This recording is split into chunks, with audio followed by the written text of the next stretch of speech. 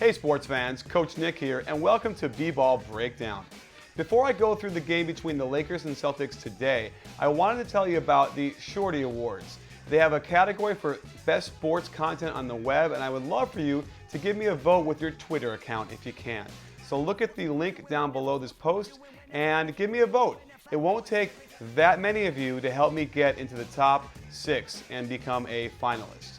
That said, I went through a pretty intense, exciting game between the Lakers and Celtics, and while Kobe ISO'd himself most of the time and kept them close, the Celtics stayed together as a team, ran really good offense, played very tough defense, and ultimately prevailed. Phil Jackson commented on how Ron Artest was not into it from the beginning. Watch how he contests the shot but ends up out of bounds, doesn't box out Paul Pierce, who says thanks and puts the ball back in.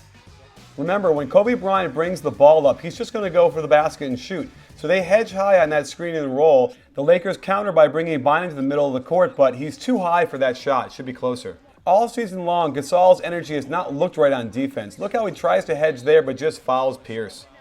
We all know Kobe is not going to guard Rondo and wander around, which can take away drives by Pierce. Look how far he leaves Rondo in the corner. That's okay, the Lakers want Rondo to shoot that shot, but watch Gasol not help out on Artest with Shaquille O'Neal and box out.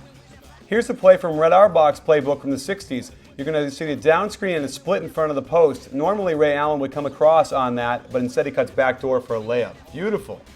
The Celtics want to shadow Kobe when he brings the ball up for the court. However, Shaq is so deep, he should be much higher hedging that Kobe can get around that screen and pull up for an easy jump shot. Same play for the Celtics. This time Powell is going to be way out of position on this screen and roll, and Pierce can hit the shot.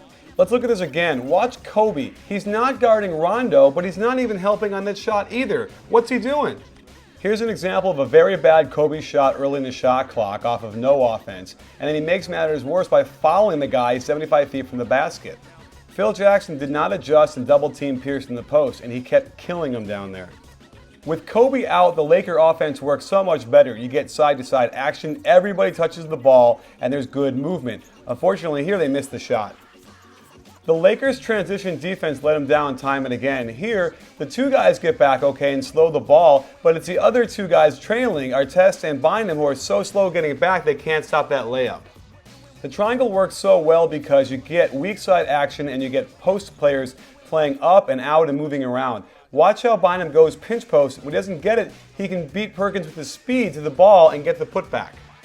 The Celtics offense was quite stagnant, and you're going to see Ray Allen standing around quite a bit on this possession, which means that they're not going to get a lot of pressure on the defense.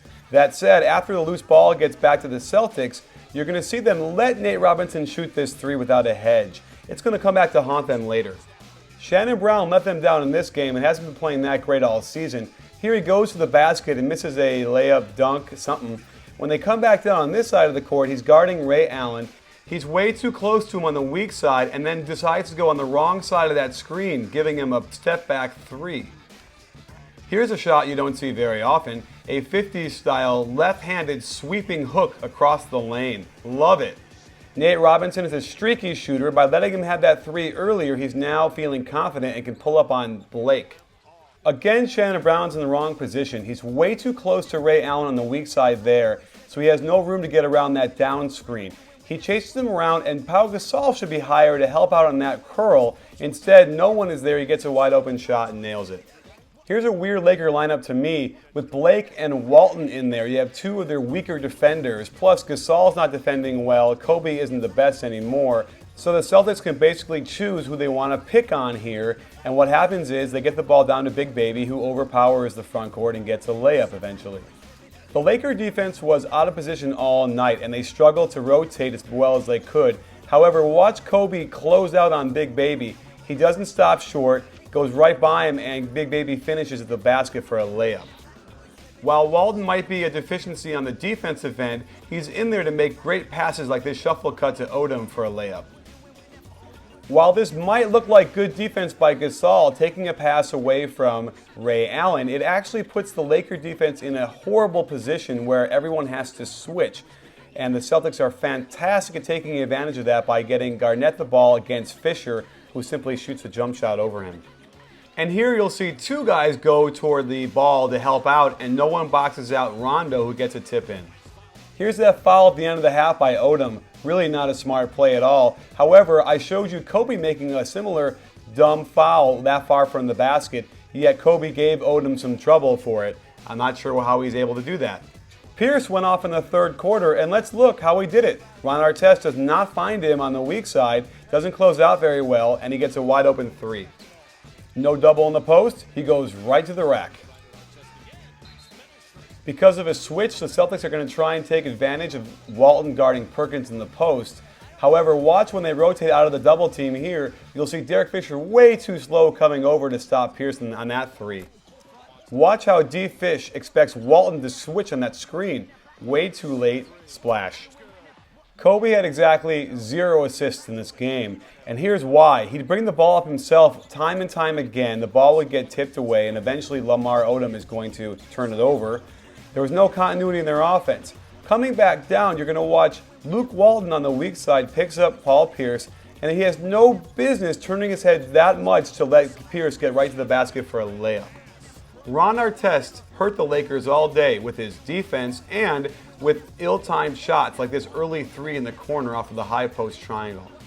In transition on defense, you'll see Kobe Bryant switch off and tell Fisher to guard Ray Allen. He closes out horribly beyond him, and Ray Allen pulls up for a jumper.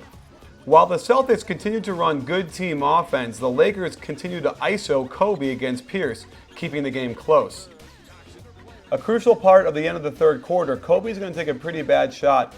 Pierce appears to even block it, but he's certainly right in his face. The Celtics are going to come down, hold the ball for the last shot, and when you're going to see Blake try and help out on a drive, his man's only one pass away, and he cannot do that, letting Nate hit a three. And in the fourth quarter, watch how Blake is going to go on the wrong side of this down screen. He has to chase him around. If Ray Allen curls, that's where the help is. But if he goes on the high side like that, there is no help. Ray Allen's going to knock that shot down. Same defensive mistake by Kobe this time on the down screen, and Nate Robinson's going to get open for the three that pretty much ices this game. So there you have it, folks. Pretty interesting game. Kobe needs to understand that the teammates of his do not have to shoot the ball so much as just touch it a little bit. Pass it, cut, feel a part of the offense, and that will make him play defense harder. And I know Phil has said this, and I've said it too, and if he can start to do that, and they get Matt Barnes back, they'll be competitive again against these upper echelon teams. However, I'm pretty sure the Lakers do not want to face this Celtic team in the finals. Don't forget to give me a vote at the Shorty Awards with your Twitter account. It only has a couple more days left, and I would love to get up there. We only need a small fraction of you to vote, but everybody, if you could vote, it would be great and really help me get this thing going. So don't forget, thanks for joining us at B-Ball Breakdown. It's not a channel, it's a conversation.